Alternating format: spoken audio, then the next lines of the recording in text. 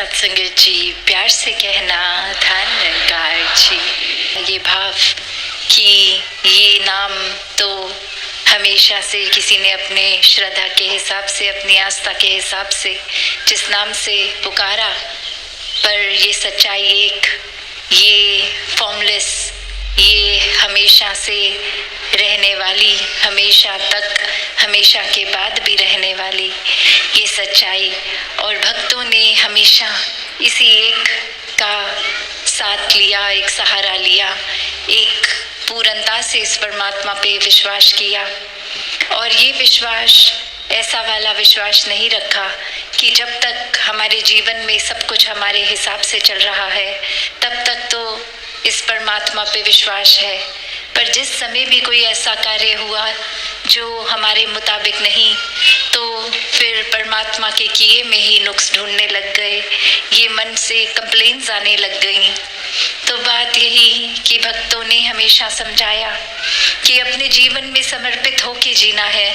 ये परमात्मा के हर पल में जो जो भी ये कार्य हो रहे हैं उसको सिर्फ एक मजबूरी की तरह नहीं, एक पूरे दिल से, एक रहमत की तरह मानते हुए, एक प्रसाद की तरह मानते हुए हर पल को इस तरह जीवन में डालकर आगे बढ़ना है। दातार इस तरह से इंसानों की जब ये रचना करी परमात्मा ने, तो वो कोई भेदभाव तो नहीं हुआ।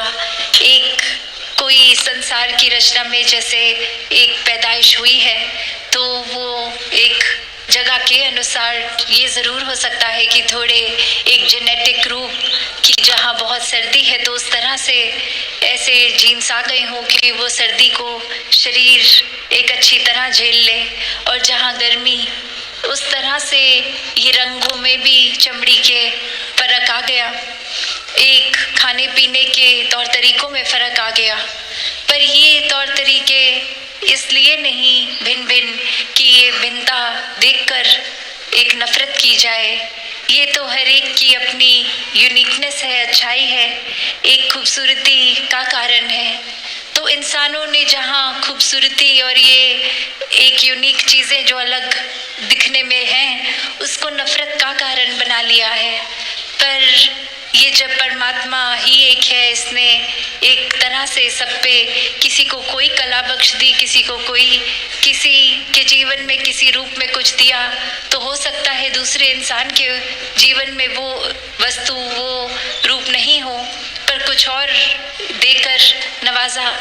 तो बात यही कि एक समान ही ये रचना है, और ये नफरत अगर कर रहे हैं हम तो वो अपने अंदर हमें झांक कर देखना होगा कि या तो हम ये कहना छोड़ दें कि परमात्मा से प्यार है, या फिर परमात्मा की बनाई हुई रचना से नफरत करना छोड़ दें। तो बात यही है कि अगर वाकई ही परमात्मा से प्यार है तो हर एक इंसान से प्यार होगा, क्योंकि हर एक इंसान में ये परमात्मा है, ये आत्मा रूप अंश हर एक में। और कैसे फिर हर कोई इस दैवीय रूप का हकदार है, ये मोक्ष का हकदार है, ये खुद ही परमात्मा समान है। तो भाव हमारे, नज़र हमारी, नज़रिया हमारा, तो हर एक को कैसे आदर सत्कार से देखना है। चाहे एक किसी को बहुत करीब से जानते होंगे तो उनकी एक अच्छाइयाँ कमियाँ सब दिखती होंगी, पर अपनी अंदर हमने क्या धारणा बना के रखनी है, क्या उनकी कमियों को ही सब कुछ बना लेना है, या वाकई ही उनकी अच्छाइयों पे भी देखना है। वो जजमेंटल हो जाते हैं अक्सर जब किसी को बहुत करीबी तरीके से जान लेते हैं, और वहीं जो इंसान हमें पता नहीं कौन है उसके लिए मन बहुत ही न्यूट्रल होता है, मन में अभी कोई धारणा उस तरह से नहीं बनी होती, और एक उस रूप में नहीं उसके किरदार को देखा जाता। तो बात वही कि अगर हम किसी और के प्रति ये कर सकते हैं तो अपने करीबी के प्रति क्यों नहीं। फिर हम ऐसा क्यों मान लेते हैं कि ये इंसान तो ऐसा ही है, ये जीवन में कभी बदल नहीं सकता। तो बात वही कि हर किसी को इस दातार ने जहाँ सोजी बख्शी है, एक उनके स्वभाव में अलग अलग तरीके बख्शे हैं, तो वो स्वभाव शायद हमें पसंद ना भी हो, तो भी ये ज़रूरी नहीं कि हमें पसंद नहीं तो वो स्वभाव गलत स्वभाव है। तो बात यही कि हर एक में एक जब परमात्मा दिखता है तो सभी अपने दिखते हैं, सभी का स्वभाव अच्छा लगता है, सभी पूजनीय लगते हैं। तो ये नज़रिया हमें अपने अंदर लाना होगा कि एक समान, ये समदृष्टि का भाव, कि एक अगर हम चाहते हैं कि हर तरफ सुकून हो, अमन हो, शांति हो, प्यार हो, सत्कार हो, तो वो हमें भाव पहले अपने अंदर लाने होंगे।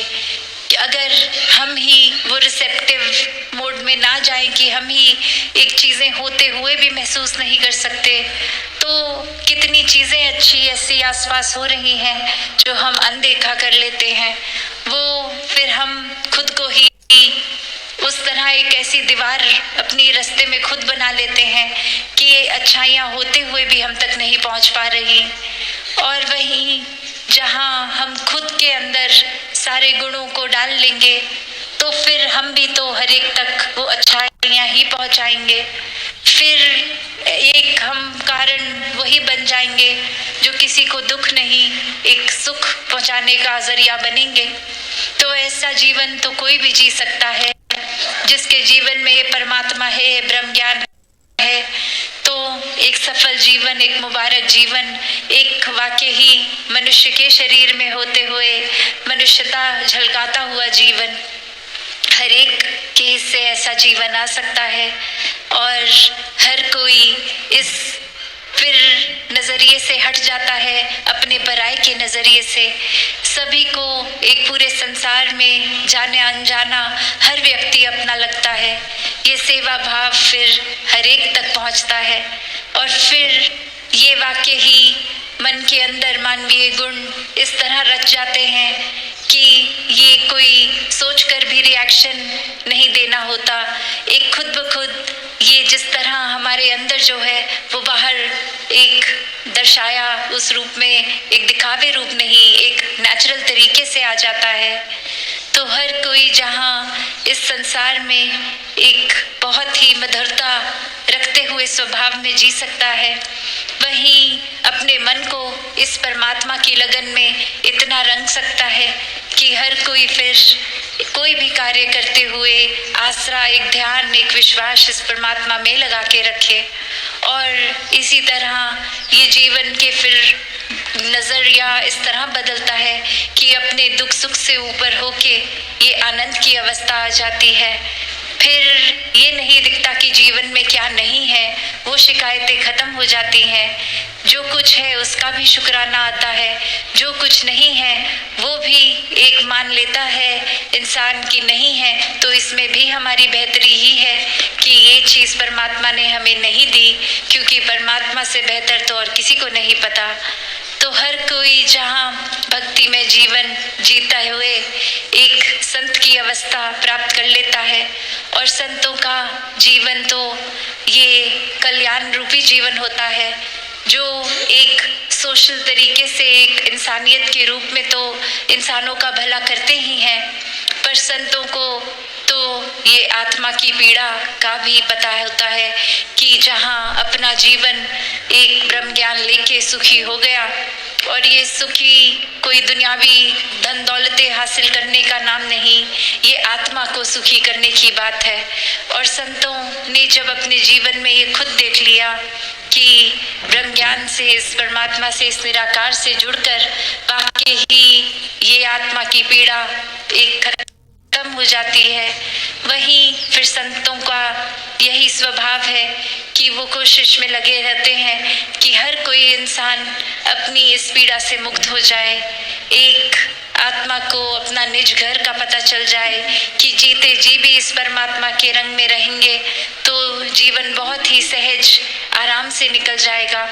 और जीते जी ये मुक्ति के हकदार हो के फिर ये भी पता है कि आखिरी श्वास के बाद शरीर का जो भी होना हो होगा, ये कोई रिश्तेदार ये सब देखेंगे, पर ये आत्मा ने कहाँ जाना है, कहाँ से आई है। तो ये ब्रह्म ज्ञान की दात, ये एक सच से जुड़ने की बात है। तो हर कोई इस सत्य को हासिल करते हुए अपने जीवन को सुखदायी कर सकता है। दातार कृपा करे हर कोई सेवा सुमिरन सत्संग से जुड़कर इस निराकार से जुड़ के ये जीवन को आगे बढ़ाता जाए। सत्संगत जी, धन निरंकार जी।